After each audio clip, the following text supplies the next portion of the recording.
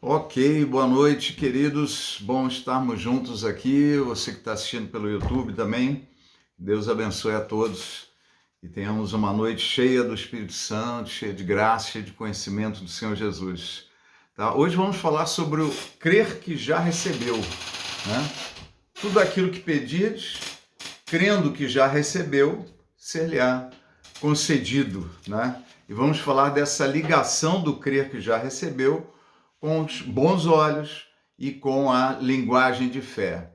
Né? Se você está assistindo pelo YouTube, você vai poder acessar aí pelo link um esboço em PDF, tá? Que você pode acompanhar essa mensagem. E eu já te convido para dar um cliquezinho aí no sininho, para já se inscrever no canal e estar participando aqui com a gente. O texto bíblico é de Marcos 11, 22 a 24. Vamos ler aqui. Respondeu Jesus: tenham fé em Deus. Eu lhes asseguro que se alguém disser a este monte, levanta-te e atira-te no mar, e não duvidar em seu coração, mas crer que acontecerá o que diz, assim lhe será feito. Portanto, eu lhes digo, tudo que vocês pedirem em oração, creiam que já o receberam, e assim lhes sucederá. Então, uma palavra fortíssima de Jesus, né? É uma palavra muito interessante. Ele dá uma imagem para auxiliar a nossa fé, né? Ele pega um monte que estava ali diante deles, né? Fica claro que ele cita este monte, ele estava apontando para algum monte, né? Aponta para o monte e fala, olha, se alguém, eu lhes asseguro, uma garantia do Senhor, né? Que se alguém disser a este monte, levanta-se e atira-te no mar, e não duvidar em seu coração, mas crer que acontecerá o que diz, assim lhe será feito. Portanto, eu lhes digo, tudo que vocês pedirem em oração, creiam que já o receberam, e assim lhe sucederá. Então, Jesus dá uma imagem. Que imagem? Uma imagem real, a imagem do monte. Tá? Isso é bem interessante, que o monte parado lá é uma imagem real. E ele dá uma segunda imagem, que é uma imagem virtual, né? Em que o monte vai fazer o quê? Levante-se e atire-se no mar, né? Assim vai acontecer. Então, uma coisa impressionante, né? Essa imagem virtual, veja, a imagem real, o monte parado, a imagem virtual qualquer é do monte se erguendo e sendo atirado no mar. Bom, é uma coisa muito, muito importante, né? Muito legal, essa associação de que a imagem virtual é uma imagem da fé. É uma imagem de fé que você começa a imaginar na sua mente, né? Imaginar não é um pensamento, é uma imagem, a criação de uma imagem que você gera na sua mente e você imagina, né, aquela imagem acontecendo de fato, né? Então, o que Jesus está dizendo é o quê? Que se você imaginar, né, crendo no coração que aquilo vai acontecer, isso lhe será concedido. Essa é a oração respondida. Então, esse trabalho com a imagem é um trabalho que Deus faz em nós para desenvolver, né, e aprimorar a nossa fé, né? A gente vai falar bastante sobre isso hoje. Eu vou lembrar um texto aqui de Mateus 6, 22, que diz assim: são os olhos a lâmpada do corpo. Oi, Alan, tudo bem, querido? São os olhos a lâmpada do corpo. Se os seus olhos forem bons, todo o seu corpo será luminoso. Se, porém, os teus olhos forem maus, todo o teu corpo estará em trevas. Tá? Então, é esse olhar, né? Essa capacidade de trabalhar com um olhar virtual e um olhar real, né? Eu estou vendo alguma coisa, não é que não é não é aquela geração de fé, né, específica, mas quando eu crio a imagem virtual dentro daquilo que Jesus disse, tá? A imagem virtual, ela sempre deve seguir a promessa de Deus. A imagem virtual segue aquilo que Deus está gerando em nós, né? Então, por exemplo, a gente já falou um pouco sobre isso anteriormente, mas quando você pega a vida de José, né? Ele, para enfrentar aqueles 15 anos que ele esteve lá como escravo, sofrendo, preso no Egito, né? Injustiçado, um monte de traições e injustiças, né? Qual foi a atitude de José, né? Naquela circunstância toda? José tinha uma lembrança na mente dele. Qual era aquela lembrança, né? Que Deus falou para ele: olha, o sol, a lua e as estrelas vão se inclinar diante de você, né? Se referindo a toda a família dele, que ele tinha perdido, não estava vendo ninguém. Todos eles vão se inclinar, né? E teve outra visão, né? Que é uma visão já da agricultura, mostrando então uma visão do campo e uma visão do céu, né? Para a vida de José. Deus trabalhou também com imagens na mente, no coração, na fé, né? de Abraão, né? Olha para o céu, veja as estrelas, se puder contar, assim será a sua descendência. Então, uma imagem do céu. Deu uma imagem da terra, né? Olha para as areias da praia, né? Se você puder contar, então o que brilha mais à noite, né? Naquele ambiente do passado, sem iluminação, sem prédios, sem, né? Não tinha energia elétrica ainda. Quer dizer, o que brilha mais é o céu, as estrelas, o sol, com um nível baixíssimo, né, de fuligem, de poluição, tudo. Então era extremamente brilhoso. E durante o dia, no sol rachante ali no deserto, o que Abraão via mais? Era areia.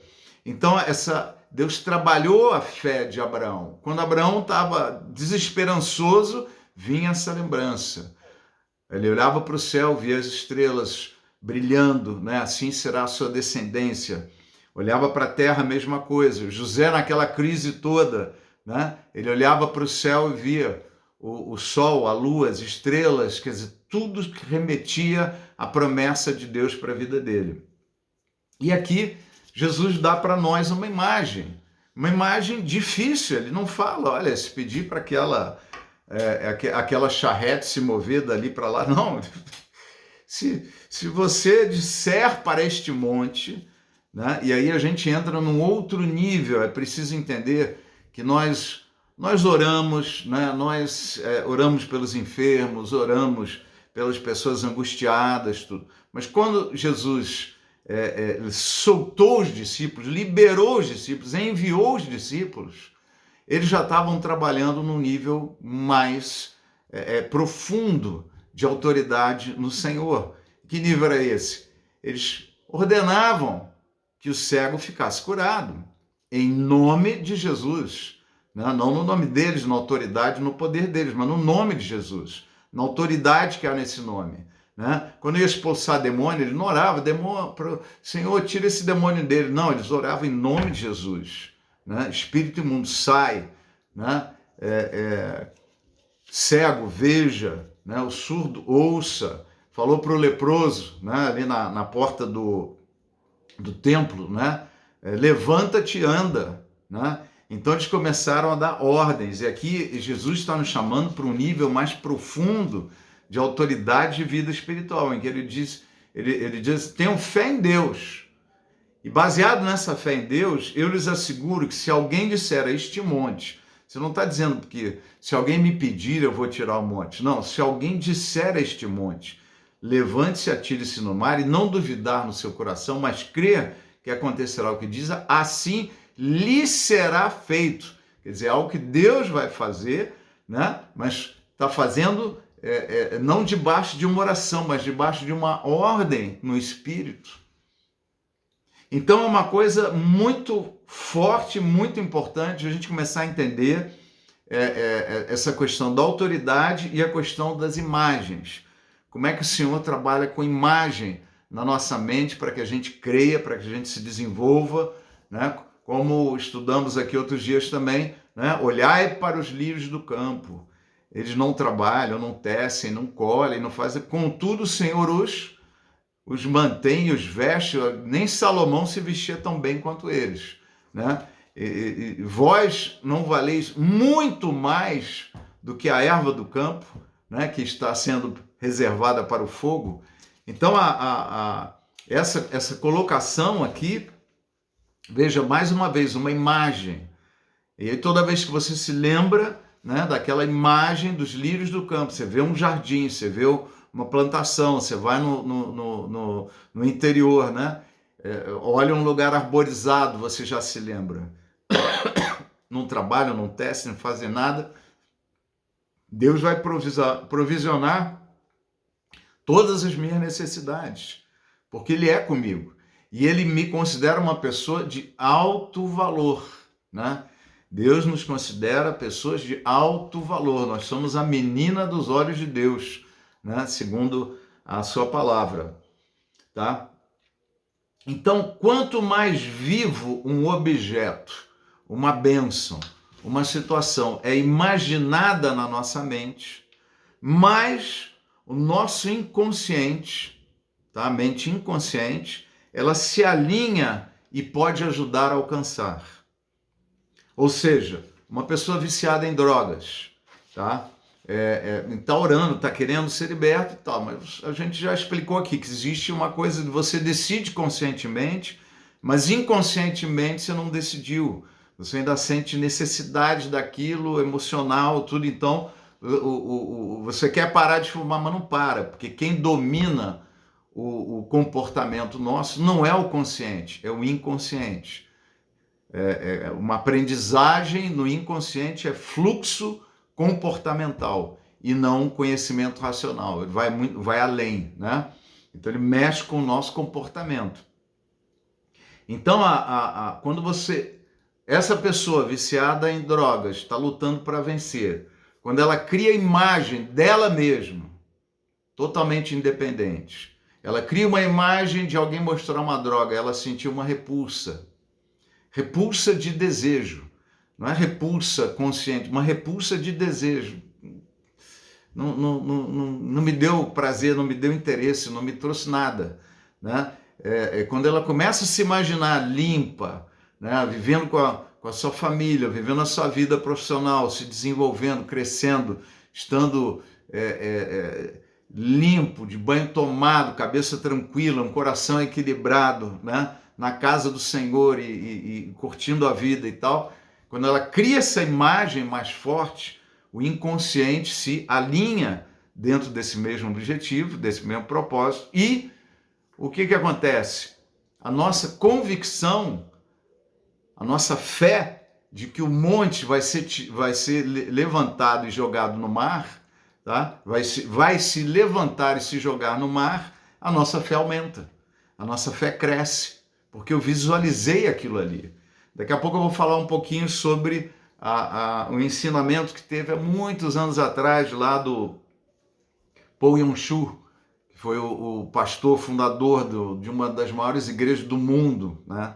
Ele ainda tem hoje, né? Não sei a idade, talvez ele até esteja aposentado, que eu me lembro ainda está vivo, pode ser que esteja me confundindo.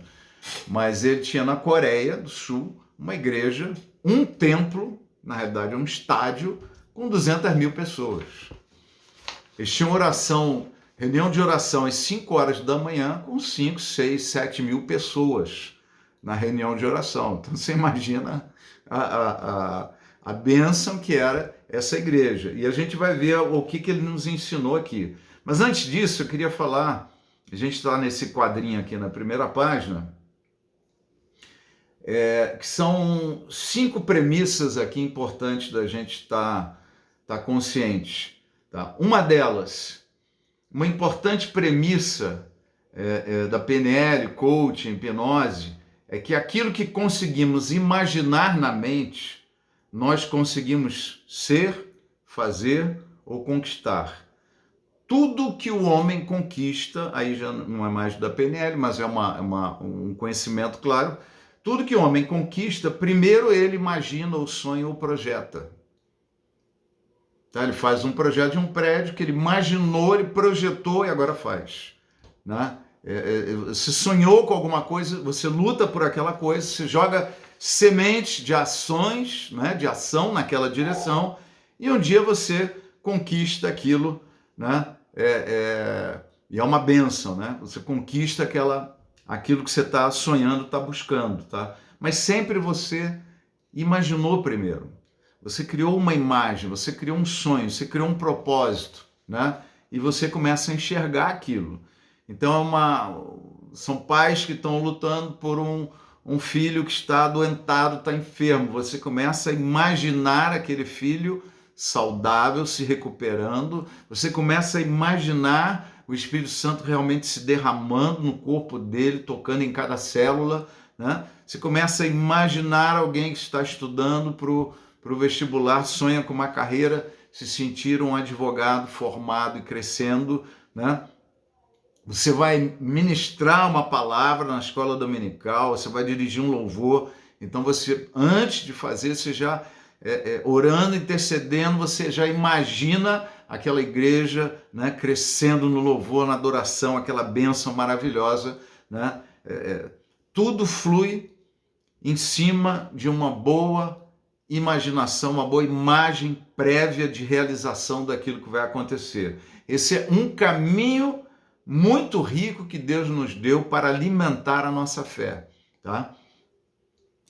Quando você se imagina na bênção que Deus prometeu, né?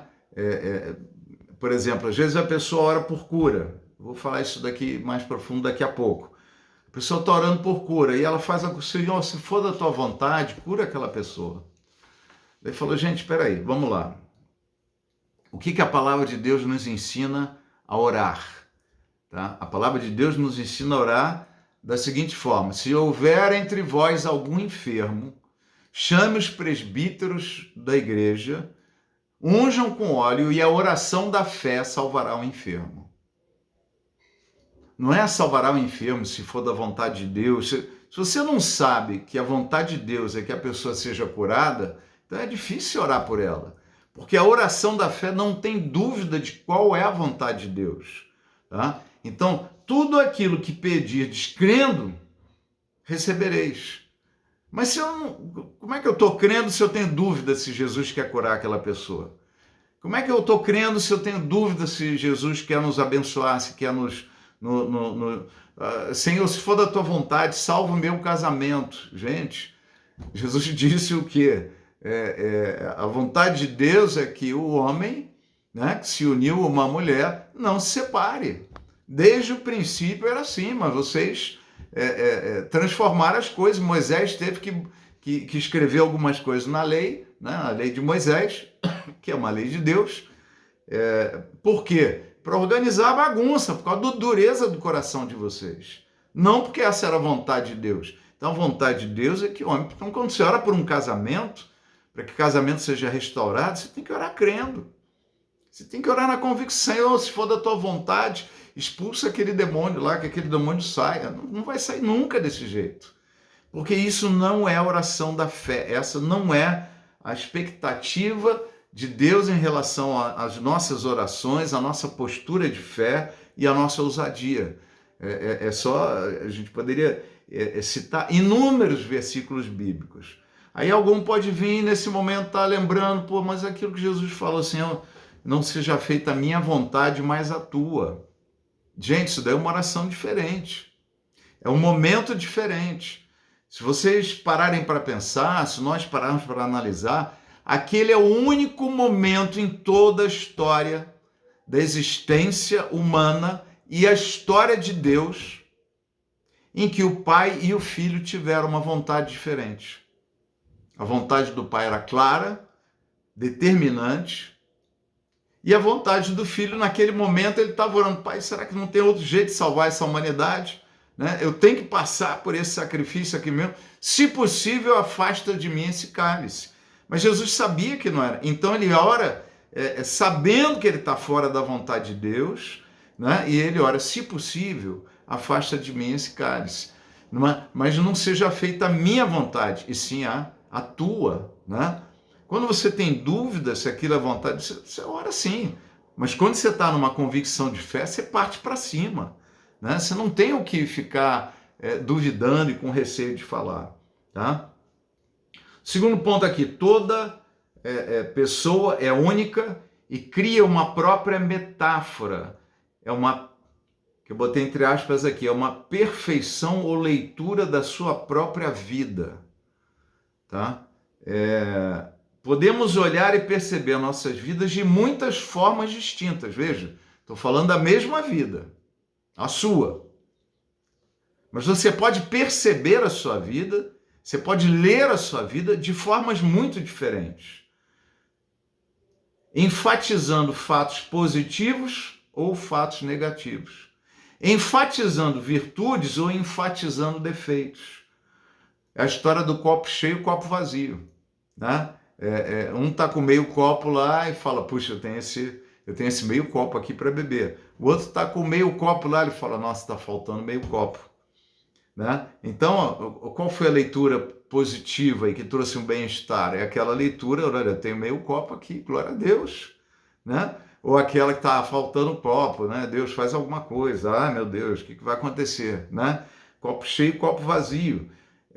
Despriorizando alguns e dando mais relevância a outros.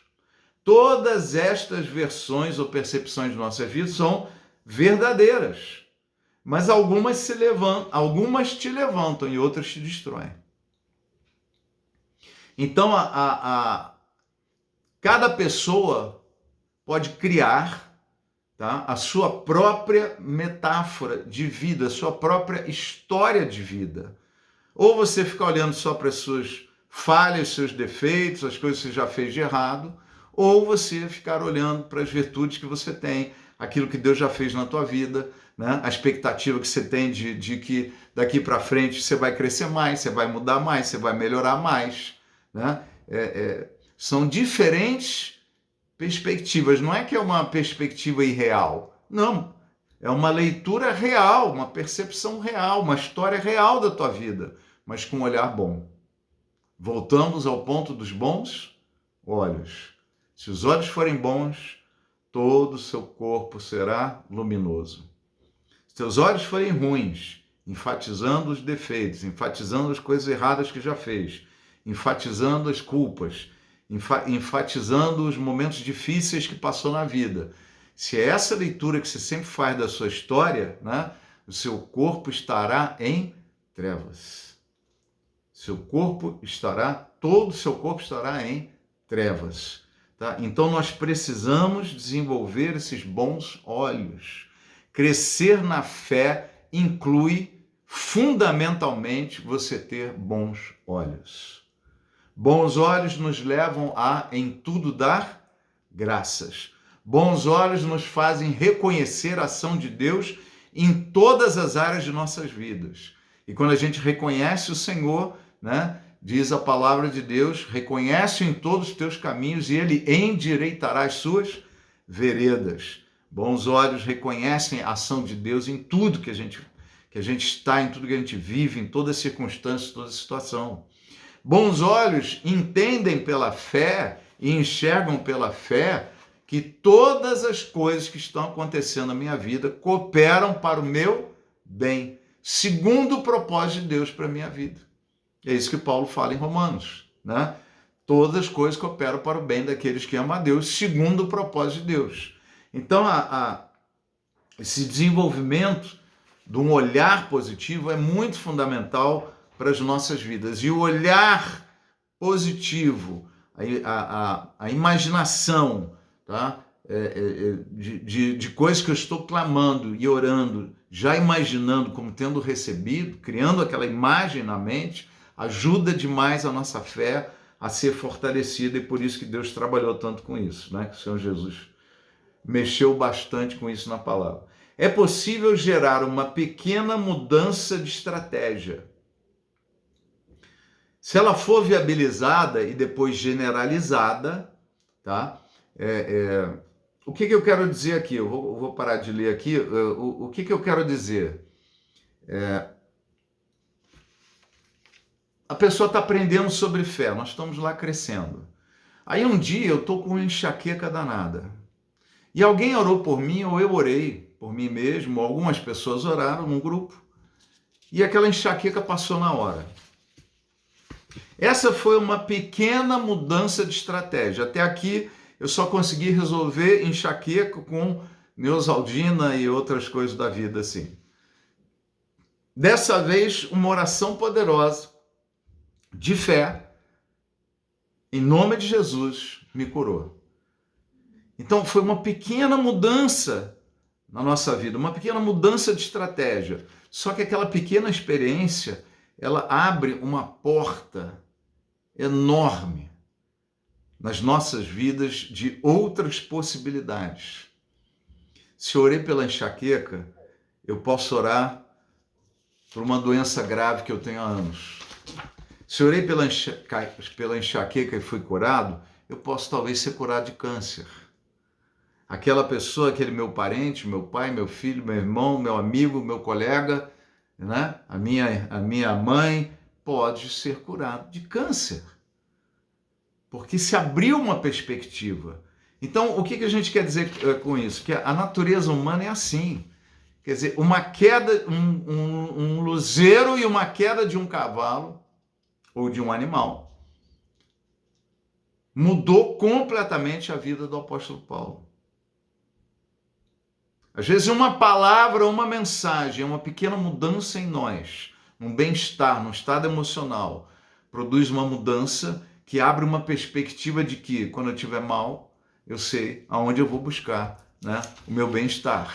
Então, o ser humano, a gente precisa trabalhar por experiências com Deus, numa convicção de que pequenas experiências podem mudar a nossa história.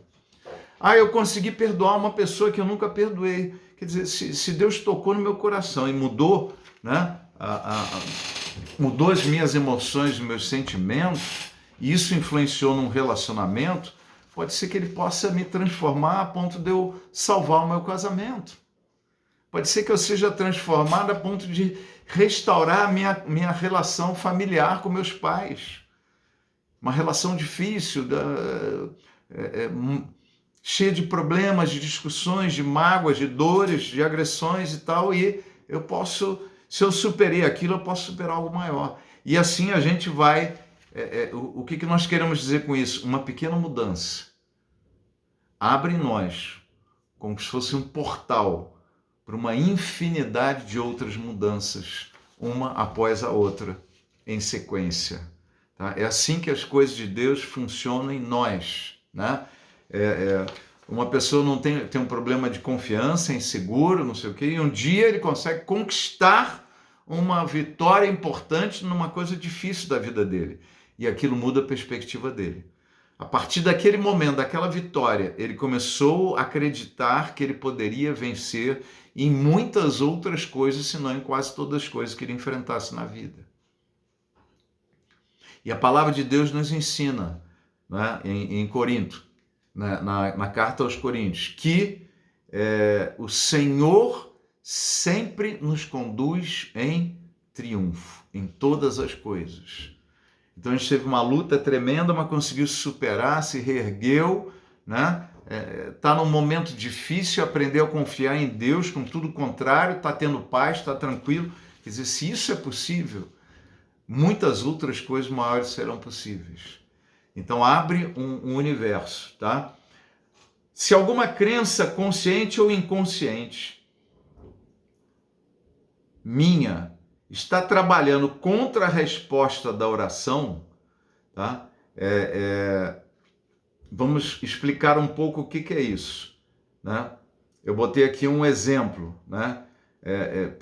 Estou clamando por bênçãos financeiras na minha vida, mas acho que não mereço, consciente ou inconscientemente. Você tem aquela, puxa, eu não mereço prosperar. Sabe, eu não me esforcei, eu sou burro, ou eu aprontei já muita coisa, eu não mereço. Né? Então você tem aquela convicção interna. E aí você ora por algo que dentro de você existe algo que diz que não vai acontecer. Então é a antifé, né? É algo que está trabalhando contra a sua oração, né? Eu, por exemplo, uma vez eu aconselhei um engenheiro que ele veio de uma família pobre e ele cresceu até um certo ponto. Ele falou: não sei por que eu não consigo crescer mais daqui. Às vezes tem oportunidade, mas parece que eu me auto-saboto, a coisa não funciona, não rola. E aí a gente fez um trabalho com ele num dia, né? Uma sessão, e nós fomos descobrir, né, dentro dele, que tinha uma crença de que todo cara próspero era bandido, era ladrão. Então quem tinha dinheiro era ladrão. Então, inconscientemente, era uma crença inconsciente dele, que veio da família. O pai falava, todo mundo falava. Então ele ficou naquela, assim, dentro dele, inconscientemente ele trabalhava contra. Conscientemente ele queria crescer, mas inconscientemente ele trabalhava contra. Então ele orava por uma coisa, pedia ao Senhor, mas aquilo não vinha, porque ele mesmo que era contrário àquilo ali. Tá? Então trabalha contra um sonho nosso, um propósito nosso, contra uma oração nossa. Tá? É um ato de incredulidade. Né? Outra coisa é essa crença de impossibilidade, mas eu não vou conseguir, eu não dou certo, eu não vai. Né? Por isso que mesmo que a palavra de Deus nos ensina o quê? Se alguém precisa de sabedoria, peça a Deus, que nada nos nega. Então, quando me falta capacitação para alguma coisa, eu vou atrás, né, do Senhor para... Senhor, me capacita aqui que eu não estou entendendo isso. Né? Me capacita que eu não estou conseguindo resolver esse problema. Né? Ou então age exclusivamente com as tuas mãos. Né? Ou vamos dois juntos. Né? É muito importante entender também nesse processo de fé e de bons olhos e de linguagem de fé, como é que Deus age com o seu povo. Primeiro ele faz tudo, né? Como é que foi lá com o Egito, né? Com Moisés? Aquele povo lá, Deus fazia tudo, o povo não fazia nada. Nem crer eles sabiam crer, né? E a cada experiência, era sempre Deus fazendo tudo, Deus fazendo tudo. Eles fugiram, né? Foram libertos do Egito. Os egípcios se arrependeram, o faraó mandou o exército lá e tal, e Deus libertou eles do deserto, o mar se abriu, eles fugiram, uma coisa impressionante, né? Maravilhosa. Mas atravessaram as águas e logo depois o que aconteceu? Não, vem um povo para lutar contra os judeus no deserto. E o que Deus fala? Que o povo tinha que treinar. Eles foram se preparar para a guerra. E foram para a guerra. E que se tornaram habilidosos em guerra. Né? O único que tinha conhecimento de guerra ali, de armas, tudo era Moisés. Que foi, como príncipe, ele era altissimamente bem treinado, né? Na arte da guerra. Ou na ciência da guerra. Então esse povo, de repente, ele começou a entender o quê? Que até aqui Deus agiu sozinho, era no tempo da nossa infantilidade. Agora, daqui para frente, Deus começa a agir conosco. Existe esse interesse de Deus de agir com o homem, e o homem agir com Deus. Então é preciso entender que não há muita diferença entre Deus fazer alguma coisa através de mim, ou eu fazer alguma coisa no poder dele, em nome de Jesus. Porque é assim que as coisas fluem. Nós fazendo coisas no poder de Deus, em nome de Jesus, e Deus fazendo coisas através de nós. Tá? Essa parceria. Então, quando o povo foi lutar no deserto, vocês vão lembrar da cena, uma das primeiras, em que, quando Moisés levantava as mãos, né, o povo prevalecia na guerra no campo de batalha. Quando Moisés cansava e baixava as mãos, o povo perdia. Então ali ficou claro que era um momento que agora o povo precisava aprender a guerrear pela fé, a guerrear confiando em Deus, mas não mais ficar parado esperando Deus fazer tudo, né? E não fazer coisa também na própria força. Nós devemos agir em todas as coisas em nome de Jesus. Tudo que fizer, faça em nome de Jesus. faça no poder do Espírito Santo, né? Faça na graça de Deus e não na tua competência, na tua força, né? Você vai se exaurir trabalhando por conta própria. Bom, então nós temos essa questão das crenças, né? Então por que eu falei esse negócio? Porque você não pode ter uma crença, você vai ficar parado e deixar Deus agir. E nem uma crença, não, eu vou à luta e tal, e Deus vai abençoar. Não, é um pouco diferente de tudo isso. Eu vou agir no poder de Deus, a graça dele vai fazer as coisas fluírem. Ou Deus vai fazer coisas através da minha vida, né? Vai me usar para fazer coisas, mas é nós com ele conosco, né? É assim que a ação de Deus na nossa vida natural e na vida ministerial, espiritual, é assim que as coisas fluem. Essa frase, o que vale a intenção, efetivamente não ajuda muito. Tá? Essas ações com insegurança, com crenças limitantes, crenças de não merecimento, crenças de você não merece mesmo. Nós merecemos coisas por causa do sangue de Jesus, porque eu estou pedindo em nome dele, tudo aquilo que pedir, peça em nome dele, não no teu nome. Então eu posso não merecer, mas a graça de Deus é tão grande que ela nos dá um monte de favores imerecidos. Um deles é a salvação, que é o primeiro, fundamental e mais importante. Tá? Então, quando a gente age sem fé, quando a gente age sem confiança, com insegurança, não temos resultados satisfatórios. As nossas ações precisam ser regadas de fé e não de dúvidas. Ah, se for da tua vontade, não sei se é, se não é, então ora mais um pouco. A gente vai ver um pouco aqui sobre isso na Bíblia. Tá? Busca uma vontade de Deus, busca a direção. Ok, agora está mais claro o que Deus quer, então vou seguir nessa linha. E eu estou tranquilo que Deus vai fazer tudo acontecer. As coisas vão surgir problemas, dificuldades, mas nós vamos superar todos eles. Afinal de contas, nós colhemos aquilo que semeamos.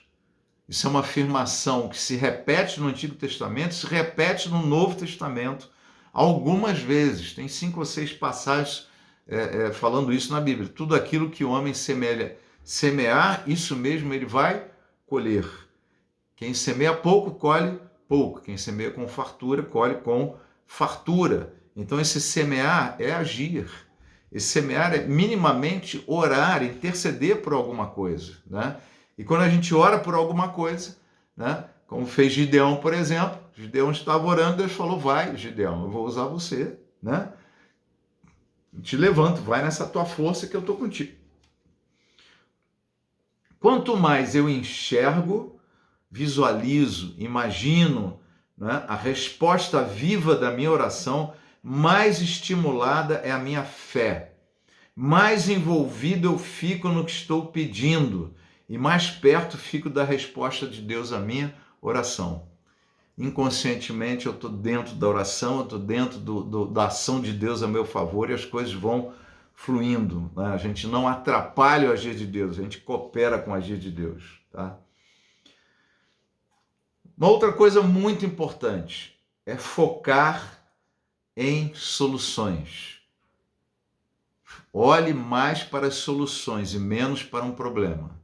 A melhor forma de se enfrentar problemas é olhar para a solução e não para o problema. Por exemplo, um casal brigando muito porque um não suporta mais a família do outro e vice-versa.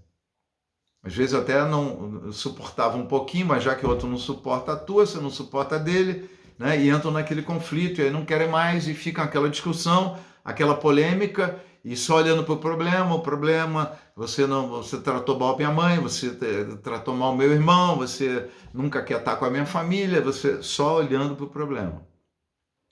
Aí um dos dois para de olhar para o problema e imagina uma solução. E ele vai e propõe. Quando uma parte do casal vai e propõe, por exemplo, olha, vamos fazer o seguinte então, não vamos, quando a gente for na casa da sua mãe, não vamos ficar lá 6 horas, porque sempre acaba surgindo problema e tal, mas vamos lá toda semana, mas a gente fica umas 2 horas e pouco, vazou. Se o ambiente estiver muito tranquilo, a gente fica um pouquinho mais, mas não vamos ficar esse tempo todo lá. Mas não vamos deixar de estar junto com a tua mãe. Em contrapartida, a gente vai sair com a minha família também, com meu irmão, que você não gosta, não sei o quê. A gente sai também, não precisa sair toda hora, né? Vai num cinema, janta fora e vamos embora e tal. Vamos fazer uma programação diferente. Quando um fala uma proposta pensando em solução, ele quebra a atitude do outro de estar só combatendo. Quando nós procuramos culpado, nós não encontramos soluções. E isso vale para uma empresa, isso vale para um casal, isso vale para uma família, isso vale para um grupo de colegas de trabalho, tá? Vale para tudo, inclusive para você com você mesmo. Se alguma coisa deu errado na tua vida, você fica procurando um culpado ou a tua culpa, qual que foi, você não vai achar a solução. Bons olhos olham para o problema, para a solução, soluções possíveis. Para de olhar, procurar culpado, para de ficar batendo boca, discutindo e olhando para o problema, né? O problema é um monte. Comece a imaginar o monte se levantando e sendo atirado no mar, né? Cria essa imagem, né, na sua mente e as soluções começam a aparecer, tá? Sempre as coisas funcionam assim. A gente perdeu um negócio, está procurando. Uma vez eu perdi uma chave e eu não conseguia entrar no escritório e essa chave não estava lá, não estava aqui. Eu tinha certeza que eu tinha botado aqui nessa bolsa e não tá. Uma hora eu parei, eu já estava mais de uma hora procurando. E eu parei na garagem e fiz uma oração. Deus, bagunçou meu dia, eu não quero ficar nesse espírito. Eu não quero ficar preso nesse estado emocional aqui, eu quero ficar de boa, né? Me ajuda aí, me mostra onde é que está e tal. E aí eu fui procurar de novo na sacola, que eu já tinha procurado ela ali várias vezes, mexido, sacudido para ver se fazia barulho de chave. Não. Meti a mão, tirei as coisas, eu meti a mão e saí com a chave na mão. O diabo estava escondendo a chave, talvez. Alguma coisa aconteceu. Eu sei que quando a gente para e olha para a solução, né, aquieta os ânimos, para de achar culpado, para de se culpar, para de... Né, e você vai achar boas soluções e as coisas vão fluir, né, na direção dos planos de Deus, projetos de Deus para as nossas vidas. Tá? Olhar demais para o problema nunca foi uma solução. Eu botei uma frase aqui desse Sheldon King, é um livro de 2001, né, na página 216. Ele diz o seguinte, é um exemplo que eu estou dando para essa linha de raciocínio, tá? A psicologia positiva é um movimento recente dentro da ciência psicológica, que visa fazer com que os psicólogos contemporâneos adotem uma visão mais aberta e apreciativa dos potenciais, das motivações e das capacidades humanas, enfatizando mais a busca pela felicidade humana do que o estudo das doenças mentais. Ou seja, o que é a psicologia positiva? É um conjunto de ensinamentos, fatores, conhecimentos que levam a pessoa a ter uma qualidade de vida melhor, que vai afastar ela do desenvolvimento de doenças mentais.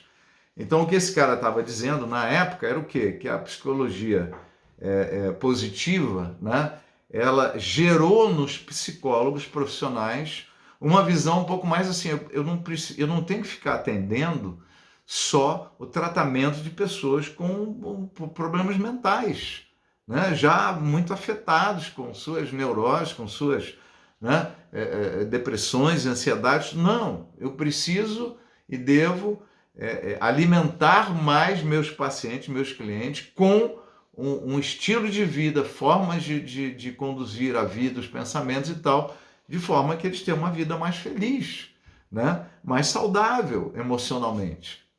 Então é se antecipar à doença mental. E isso tem se tornado cada vez mais uma das ações da psicologia, né?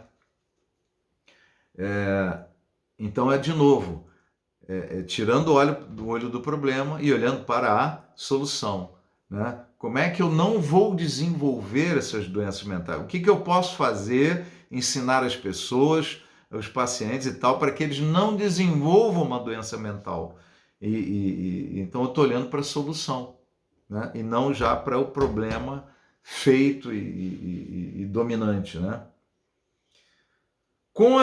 Crie a visão daquilo que você pede a Deus. Fortaleça essa imagem na sua mente, crendo que já recebeu, e seu pedido lhe será dado. Tá? Vamos para a segunda página. O horário avança com a velocidade.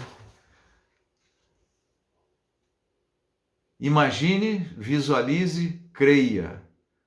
Seu corpo saudável numa luta contra uma enfermidade. Se visualizar já saudável, bom, curado, né?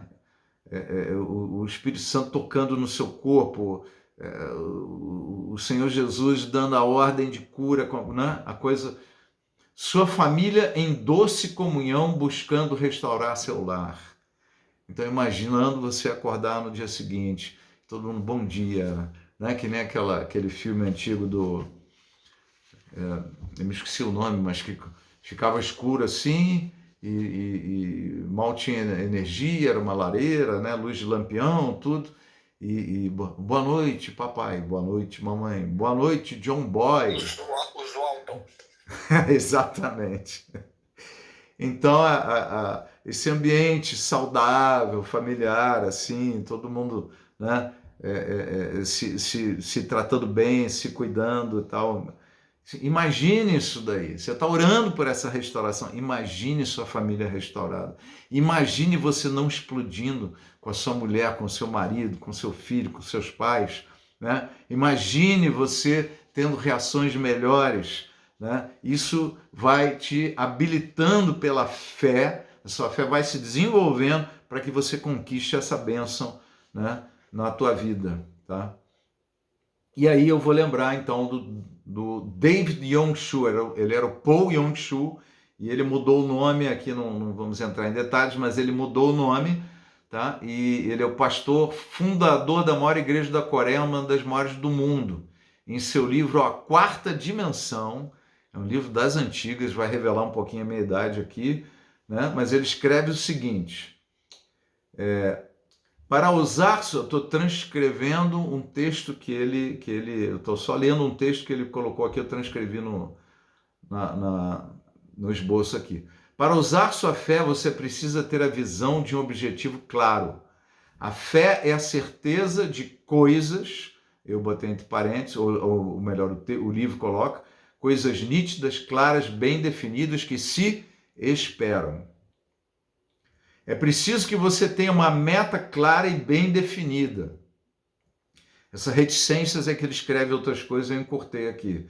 Esse é o problema dos meus filhos. Ele está já dizendo o que Deus falou para ele. Esse é o problema dos meus filhos. Fazem orações tão vagas que não posso responder. Seja específico.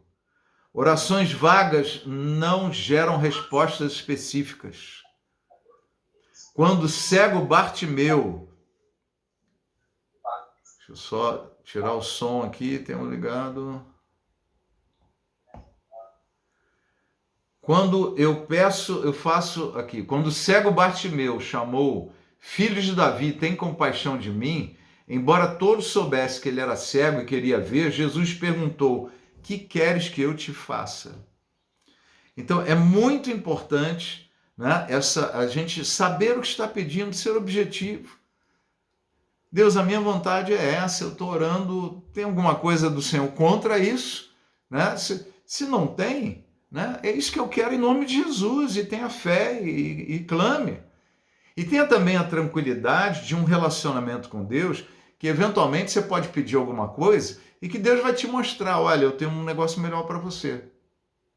E vai tocar no seu coração. E você vai desistir daquilo. Numa boa, você abre mão daquilo porque sabe que Deus vai te dar outra coisa.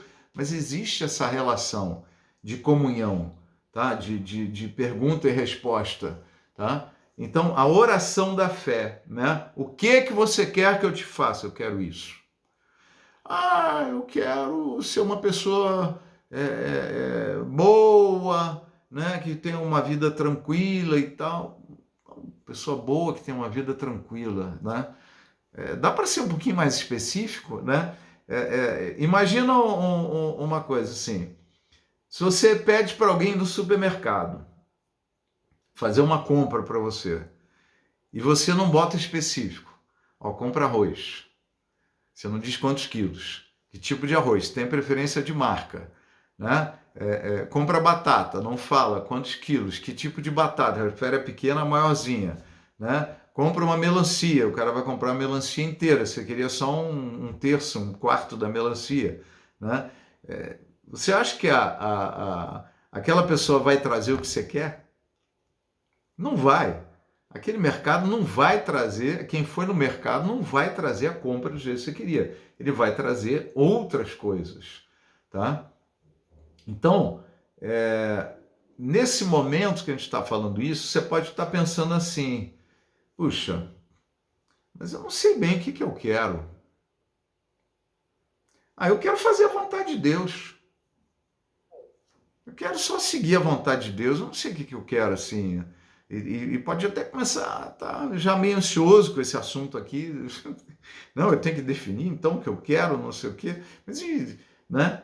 Então vamos lá, calma. Primeira coisa, aquieta teu coração no Senhor, né? E vamos entender o seguinte.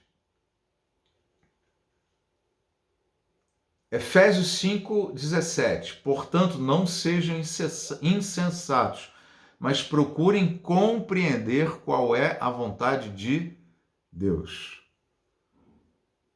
Aquieta o coração, busque o Senhor, procure entender qual é a vontade de Deus para a tua vida, né? Procure entender mais no detalhe e Deus vai falar contigo.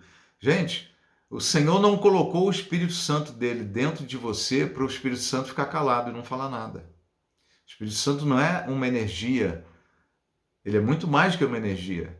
Ele não é uma influência, ele é muito mais que uma influência, ele é uma pessoa. Está dentro de você e fala com você. Nós não sabemos orar como convém, mas o Espírito intercede sobremaneira dentro de nós. Tá? Então tem a se mover do Espírito Santo para nos ensinar a orar de acordo com a vontade do Pai.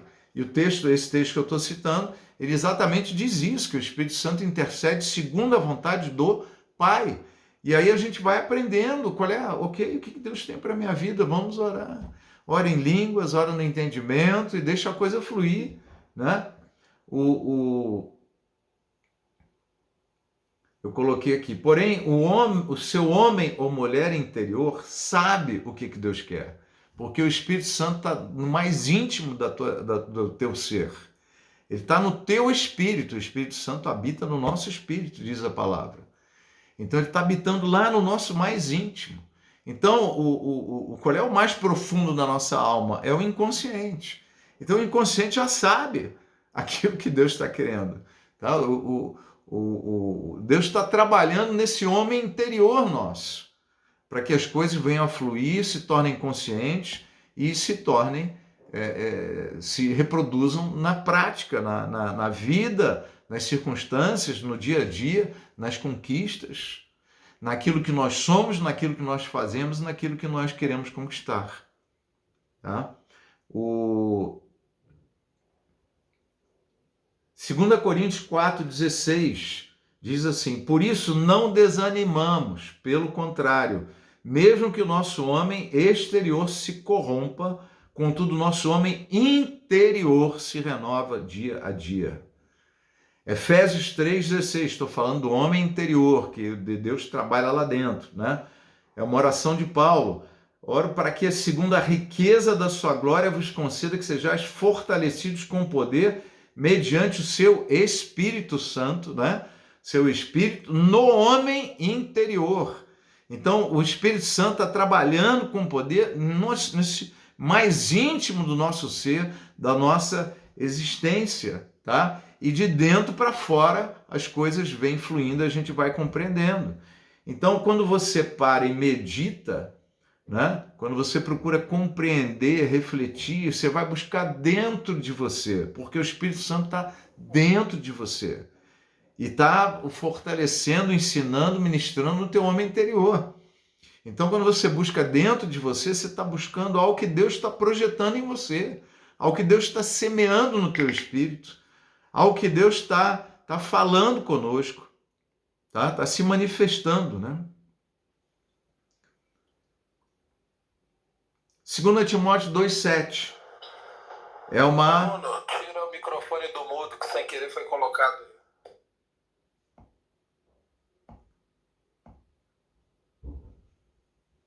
Tá. Vocês perderam muita coisa ou não? Tá. Volta na parte que falou que o Espírito Santo coloca dentro da gente. Isso. O Espírito Santo coloca então dentro de nós os planos de Deus para as nossas vidas. Ele está semeando o propósito de Deus para nós.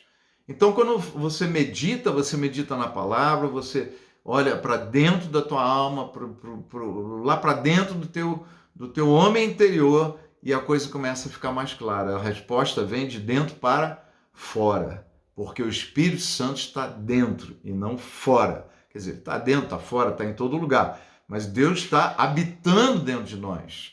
Não é para ficar calado, não é para não se manifestar, mas é para quê? Os filhos de Deus são guiados pelo Espírito de Deus, então a direção nós temos dele. O Espírito Santo nos ensinará todas as coisas, então ele nos ensina. O Espírito Santo nos lembrará de tudo que vos tem ensinado. Quer dizer, tudo que a gente lê na Bíblia, o Espírito Santo vai lá e lembra. Na hora certa, naquele momento, você precisa desse versículo, você vai se lembrar daquilo, né? É um fluir do Espírito, tá? Então confia nessa relação tua com o Senhor, nessa presença do Espírito Santo dentro de você, tá? Confia nisso daí, né? E aí, sobre tudo que eu estou falando, eu quero te dar essa palavra de 2 Timóteo 2,7. Paulo falando para Timóteo: reflita no que estou dizendo, pois o Senhor lhe dará entendimento em tudo. Tá? O Espírito Santo está em você, o Senhor vai dar entendimento para você em tudo. Tá? Ok, como é que eu vou trabalhar então esses bons olhos na minha vida? Eu quero te dar alguns desafios para você, diários. Ame e admire a sua vida. Lembra aquela passagem que resume toda a lei? Amar a Deus sobre todas as coisas e ao próximo como a ti mesmo? Ela não fala de dois amores, amor a Deus e ao próximo. Ela fala de três amores. Amor a Deus, amor a si mesmo e amor ao próximo. Ame ao próximo como a si mesmo. Se eu não aprendi a me amar, eu não consigo amar o próximo. Porque se eu não me amo, eu vou amar o próximo como a mim mesmo, eu não me amo, né? E a coisa vai ser ruim. Esses dias eu ouvi uma pessoa, fiquei muito feliz assim, admirei dela falar: eu me amo. Eu me amo. Você consegue fazer isso agora? Bota a mão no seu peito assim. Eu me amo. Fala para você mesmo: cara, eu gosto muito de você, viu? Eu adoro você. Eu adoro você, né? Isso é uma bênção. Nós precisamos aprender a nos amar. Isso é uma das primeiras mudanças que Deus faz no nosso homem interior, né? A gente pode estar cheio de culpa, pode ser arrogante. Muitas vezes a arrogância e a soberba reflete uma baixa autoestima e não uma autoestima, né? A pessoa se sente mal e aí fica se elogiando, se elevando para tentar compensar a baixa autoestima que ela tem. Então vamos lá, ame e admire a sua vida. Ame e admire a sua história. Pare de contar a história triste. Eu sofri muito, minha família era miserável, e não sei o quê, e minha mãe me espancava. Cara, fala as coisas boas. Eu tive uma mãe que queria o meu bem, ela não sabia muito bem como me educar, ela batia para burro, mas eu tive uma mãe, eu tive quem me alimentou, sabe, veja com bons olhos, né, a tua história, ame e admire a sua história, conte a história de novo, crie uma história, quando perguntarem, fala de você, reveja a sua história, tá, em que você pode fazer o seguinte, com a sua história, né? Conte ela de novo, enfatizando mais as coisas boas e reduzindo a importância das coisas negativas. Quanto mais você verbaliza isso, tá? Mais o seu homem interior também vai absorvendo essa história, vai trabalhando nesse espírito, tá? É o que a gente chama de linguagem de fé. Linguagem de fé. Todas as coisas cooperam para o bem daqueles que amam a Deus. Tudo que aconteceu na tua vida, tudo que aconteceu na tua história, tá? Dê graças a Deus, ame, admire, seja grato, porque Deus estava construindo o homem que você é hoje, a mulher que você é hoje. E mais do que isso, muito mais do que isso, o homem e a mulher que você será daqui a 1000 anos. Servindo a Deus, envolvido no ministério, ministrando para talvez milhões, sendo usado em projetos e planos futuros que Deus tem para nós, que a gente nem sabe do que se trata. A Bíblia apenas diz que nós vamos nos alegrar e nos empolgar com as coisas que Deus vai criar pelos séculos dos séculos. Tá? Então, Deus está formando nesse momento toda a história deste homem e desta mulher que vai invadir os séculos e séculos e séculos, conhecendo e andando com o Senhor. Ame e admire o seu chamado, a sua missão. Deus tem uma obra para a sua vida. Tá? E essa obra a gente está trabalhando isso aqui com você, tá? Para você ir se encontrando, achando o teu ministério, achando teu chamado, a tua missão. Tá? Ame e admire a sua relação com Deus. Tem gente que chama de papai, papaizinho, Deus querido e tal. Esse carinho com a pessoa de Deus, né? Com o Senhor Jesus, é uma coisa maravilhosa. Porque você mostra que você ama essa relação, você curte essa relação com o Senhor. Esse dia a dia com o Senhor, ele te empolga, ele te alegra. Existe uma afeição muito grande com isso. Ame e admire a sua família. Foi o que Deus falou, o que Jesus falou para quem? Né? Jesus lá no Antigo Testamento, né? Antes da encarnação. Jesus falou o quê? Né? Para Gideão. Gideão fala, como é que Gideão via a família dele? Eu sou o menor, a minha família é menos importante. Não fale coisas assim. Sua família é muito importante para Deus. Sua família é especial para o Senhor. Ame e admire a sua família. Olhe sua família com bons olhos. Mais virtudes, menos pelos defeitos. Mais pelas coisas boas, menos pelas coisas ruins que aconteceram. Tá? Mais pelas expectativas positivas que seus bons olhos estão gerando do que pelo medo de destruição, de fracasso que você possa ter. Então, desenvolva esses bons olhos, tá? Agradeça a Deus por tudo isso, mostre gratidão por quem e o que você é, gratidão por tudo aquilo que você possui. Mude o olhar na tua vida. Você vai perceber que imediatamente o teu estado emocional foi para a direção do estado emocional que Deus quer gerar no seu coração, na sua alma. É o estado emocional de quem vai estar experimentando a boa, agradável e perfeita vontade de Deus. Tá? Nós precisamos entrar, né, nesse sentimento. Já avançamos bastante. Eu tenho mais um material que eu vou ministrar na próxima sessão. Você não pode perder. Nosso próximo encontro, tá? Vamos ter uma ministração muito boa que vou te ajudar a colocar isso na prática. Tá? É muito agradável, muito gostoso, vai valer a pena. Então a gente vai ministrar isso na semana que vem. Tá? Não perca. Tá? Então eu queria só, encerrando agora, fazer uma breve oração com vocês. Tá? Pai, em nome de Jesus, eu te agradeço por essa noite, esse tempo, por todos aqueles que estão aqui online, por aqueles que estão assistindo pelo YouTube em outro momento, que a tua graça, o teu cuidado, o teu zelo esteja sobre cada um de nós, sobre cada um desses homens e mulheres aqui assistindo.